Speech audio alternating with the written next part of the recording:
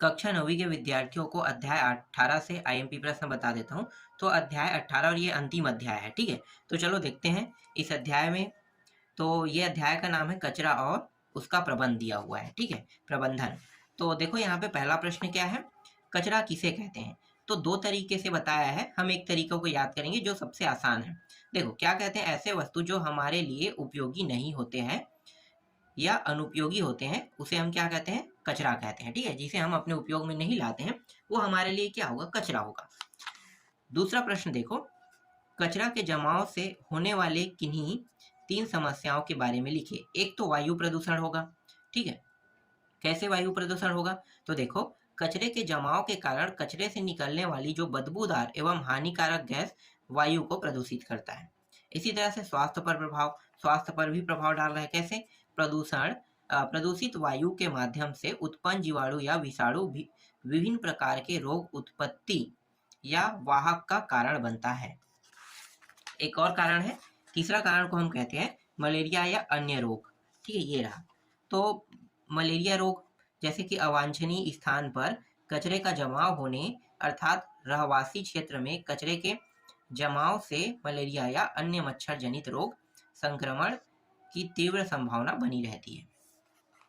आगे देखो, अपघटन की प्रक्रिया के बारे में बताइए, ठीक है। तो अपघटन की प्रक्रिया क्या होता है, तो जो जीव जंतु होते हैं ना, मतलब जीव जंतु जो होते हैं, अगर उनकी मृत्यु हो जाता है तो मृत्यु होने के बाद जो जीवाणु होते हैं, ठीक है, जीवाणु क्या करते हैं, उस मृत जीव जंतु को खाते हैं। तो खाते हैं तो क्या होने लगता है, सड़ने लगता है। तो सड़े गड़े, ठीक है, या उसे सड़ा कर कह सकते हैं। देखो यहाँ पे मृत शरीर को सड़ाकर अपना भोजन या भोजन का निर्माण करते हैं, उसे हम क्या कहते हैं, अपघटन कहते हैं, ठीक। आगे देखो, चौथा प्रश्न, कचरे का पृथक्करण स्रोत पर ही करना चाहिए, क्यों, ठीक है। जो कचरे है ना, ठीक है, का पृथक्करण स्रोत पर ही करना चाहिए, क्यों कह रहा है, तो इसका उत्तर क्या होगा। देखो कचरे का पृथक्करण स्रोत पर ही करना चाहिए क्योंकि कचरा जगह जगह फैलेगा तो वातावरण प्रदूषित होगा। कचरे को एक जगह गड्ढा खोदकर उसे गड्ढे में डालना चाहिए जिससे जीवाणु अपघटन कर खाद में परिवर्तित कर सके, जिसका उपयोग जैविक खाद के रूप में किया जा सके, ठीक है। आगे देखते हैं, पुनः चक्रण को परिभाषित करें और इससे होने वाले लाभों को समझाइए। पुनः चक्रण से क्या होता है, देखो किसी पदार्थ के उपयोग पश्चात प्राप्त अवशेष का उचित प्रबंधन कर उपयोगी पदार्थ में परिणित करते रहने के चक्र को पुनः चक्रण कहते हैं। जैसे कि रिसाइकल हम अधिकतर करते हैं पॉलीथीन को। मैं यहाँ पे एग्जाम्पल बता देता हूँ, जैसे कि यहाँ पे पुनः चक्रण के अनेक लाभ है बता रहा है ना, तो मैं पॉलीथीन को ले लेता हूँ। जैसे कि यहाँ भी पॉलीथीन को लिया है। पॉलीथीन क्या होता है, न कभी सड़ता है न कभी गलता है। तो पॉलीथीन का अगर हम पुनर्चक्रण करते हैं, ठीक है, दोबारा रिसाइकल करते हैं, बार बार उपयोग कर सकते हैं, तो इससे क्या होगा, बहुत फायदा होगा कि जो मिट्टी है, ठीक है, उसकी उर्वरकता बनी रहेगी, प्रदूषण है वो भी कम होने लगेगा, ठीक है। तो बहुत से प्रकार के मतलब जो बहुत से प्रकार के फायदे होते हैं ना, पुनर्चक्रण से बहुत फायदे होते हैं, ठीक है। तो ऐसे मैंने थोड़ा बहुत आपको बताया है। इसके बारे में अगर आप लिखना चाहते हैं तो अलग अलग तरीके से लिख सकते हैं, जितना भी आपको याद आता है उस हिसाब से आप लिख सकते हो, ठीक है। आगे देखो, इसके बाद तीसरा प्रश्न देखो, कंपोस्ट खाद बनाने के लिए किन किन पदार्थों की आवश्यकता होती है। तो कंपोस्ट खाद, कंपोस्ट मतलब होता है वर्मी कंपोस्ट की बात कर रहे हैं, ठीक है। अब उसके लिए किन किन क्या बोल रहे हैं यहाँ पे, पदार्थों की आवश्यकता होती है, पदार्थ बोल रहे हैं ना, तो मैं आपको पूरा जानकारी ही दे देता हूँ कि वर्मी कंपोस्ट का एक टंकी बनाया जाता है, ठीक है, टंकी जिसे हम कंपोस्ट टंकी कहते हैं। तो उस टंकी को जब बनाया जाता है तो जो नीचे एरिया होता है ना, उसे पूरी की पूरी फ्लोरिंग कर दिया जाता है। फ्लोरिंग क्यों करते हैं, क्योंकि जो केचुआ होते हैं ना वो जमीन में वापस ना जाए, इसलिए। अब मैं बताता हूँ प्रक्रिया कैसे होते हैं। जब कंपोस्ट खाद बनाया जाता है तो कंपोस्ट खाद बनाने के लिए पेड़ों के पत्तों की आवश्यकता होता है, साग सब्जी जो फेंक देते हैं नहीं, खराब है कह के, तो उनकी आवश्यकता होता है। उन्हें हम कहाँ पे डालेंगे, कंपोस्ट टंकी में डालेंगे। और उसके बाद गोबर जो होता है ना, गोबर को भी डालेंगे, ठीक है। इन चीज़ों की आवश्यकता होती है कंपोस्ट खाद बनाने के लिए। तो 3 चीज़ मुख्य रूप से है, एक तो गोबर हो गया, एक सड़े गले मतलब जो सड़े गले साग सब्जी होता है उसका भी हम उपयोग कर सकते हैं, ठीक है।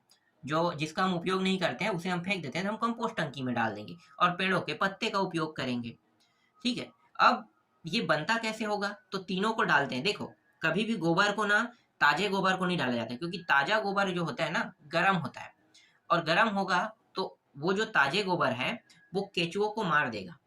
तो केचुओं को मारना नहीं है हमें, क्योंकि केचुआ ही कंपोस्ट खाद बनाता है। तो केचुआ क्या करेंगे, केचुओं को बचाना है ना हमें, तो केचुआ को बचाने के लिए जो गोबर है उसे 6-7 दिन तक के ना पानी डाल के ठंडा किया जाता है, फिर उसमें टंकी में डाला जाता है, फिर केचुआ डाला जाता है। ठीक है, जब गोबर ठंडा हो जाता है तब केचुआ डाला जाता है। ठीक है, केचुआ डालने के बाद केचुआ जो होता है उन सभी गोबर, जो पेड़ पौधों के पत्ते, ठीक है, और जो सब्जियों के अवशेष जो है इन सभी को खाता है, और खाने के बाद जो देखो एक पूरा प्रक्रिया है, तो खाने के बाद ये ना सारे चीजों को खाद में परिवर्तित कर देता है। ठीक है, तो इस तरह से खाद बनता है, कंपोस्ट खाद। चलो आगे देखते हैं, समझ में आ गया होगा कंपोस्ट खाद। इसमें सिर्फ वस्तुओं के बारे में पूछा था ना कि किन किन चीजों की आवश्यकता होती है, तो मैंने पूरा प्रक्रिया बता दिया आपको। केचुआ हमारा मित्र इस कथन की पुष्टि करे। देखो ऐसे ही मैं बता देता हूँ, इसके लिए बहुत लंबा चौड़ा पढ़ने की आवश्यकता नहीं है। केचुआ हमारा मित्र है मतलब किसान की बात कर रहा है, ठीक है, किसानों के लिए मित्र का काम करता है। केचुआ क्या करता है, जहाँ जमीन जो कठोर होता है ना, वहां पे अगर केचुआ पाया जाता है तो उस जगह को भुरभुरा कर देता है, और भुरभुरा करने के कारण क्या होता है, जो फसल है वो काफी अच्छे से उत्पादन होता है। ठीक है, इसीलिए कहा गया है कि केचुआ जो है वो हमारा मित्र है। ठीक है, इसके लिए पूरा पढ़ने की आवश्यकता नहीं है, छोटे से टॉपिक में खत्म हो जाएगा। और केचुआ जो है ना, जो मिट्टी को खाता है, ठीक है, जो जो चीज खाता है, तो खाने के बाद नाइट्रोजन, फास्फोरस, पोटेशियम जैसे पोषक तत्वों की मात्रा को जमीनों में बढ़ा देता है। ठीक है, आगे देखो, कचरा प्रबंधन से संबंधित 4 आर का विस्तृत वर्णन कीजिए। जैसे कि यहाँ पे रेड्यूस है, ठीक है, एक है, क्या होता है रेड्यूस, देखो कचरे के प्रथम स्रोत पर ही कम करें, जैसे कि अपनी कॉपी के प्रत्येक पन्ने का उपयोग सुनिश्चित करें, किताबों को अगले साल अन्य बच्चों को पढ़ने के लिए देवे। ठीक है, आगे देखो, फिर रिफ्यूज है। ठीक है, रिफ्यूज क्या होता है, अस्वीकार करे, जैसे कि पॉलीथीन व प्लास्टिक थैलिए के उपयोग का अस्वीकार करे कह रहे हैं। ठीक है, इसके बाद रीयूज कर रहा है, मतलब दोबारा इसको उपयोग कर सकते हैं। ठीक है, तो ऐसे ऐसे ऐसे वस्तु भी है जिसका दोबारा उपयोग है, जैसे बोतल होता है कांच की, ठीक है, पॉलीथीन है, इनका हम दोबारा उपयोग कर सकते हैं। रिसाइकल भी आ गया। ठीक है, तो रीयूज के बाद रिसाइकल हो गया। ये रिसाइकल क्या है, जिसे हम फेंकना चाहते हैं ना, उसको फेंकना नहीं हमें, ठीक है, तो उसे हम रिसाइकल कहते हैं। फिर से उसे ना फैक्ट्रियों में ले जाया जाता है, और फैक्ट्रियों में ले जाके उसे नए तरीके से कुछ दूसरे वस्तु में ढाल दिया जाता है, इसको हम रिसाइकल कहते हैं। ठीक है, रीयूज होता है, रीयूज का मतलब रिसाइकल नहीं होता है। रीयूज का मतलब है जैसे कि पानी का बोतल है, एक बार हमने पिया, उससे पानी निकाल के क्या हम उसे फेंक देंगे, नहीं, दोबारा पानी भर के फिर से पी सकते हैं। ठीक है, इसके लिए हमें कंपनी को देना नहीं पड़ा ना, तो ऐसे चीजों को रीयूज कहते हैं। और रिसाइकल किसे कहते हैं, जो कंपनी के पास जाता है और दूसरे प्रोडक्ट में उसे ढाल दिया जाता है, उसे हम रिसाइकल कहते हैं। समझ में आ गया। मुख्य शब्द और परिभाषा, जैव निम्नीकृत और जैव अनिम्नीकृत। क्या होता है भाई जैव निम्नीकृत, तो जो सड़े गड़े वाले जो कचरे होते हैं, जीवाणु का अपघटन की क्रिया से जटिल कार्बनिक पदार्थ से सरल पदार्थों में बदल दिया जाता है, उसे हम जैव निम्नीकरण कहते हैं। और अजैव निम्नीकरण क्या होता है, जो कचरा जीवों द्वारा अपघटित नहीं हो पाता है उसे हम जैव अनिम्नीकृत कचरा कहते हैं, जैसे कांच, प्लास्टिक, पॉलीथीन। ठीक है, समझ में आ गया। इसमें क्या होगा, कागज, कपड़ा, सूती, ठीक है, सब्जी भी होगा, फल के छिलके, ये सब होगा, लेकिन इसमें ये चीज होता है। तो इस तरह से आपका अध्याय 18 पूरा कंप्लीट हो गया। अच्छे से तैयारी करना, ये सभी के सभी मोस्ट आईएमपी प्रश्न है, और यहीं से प्रश्न आपको आपके एग्जाम में देखने को मिलेगा।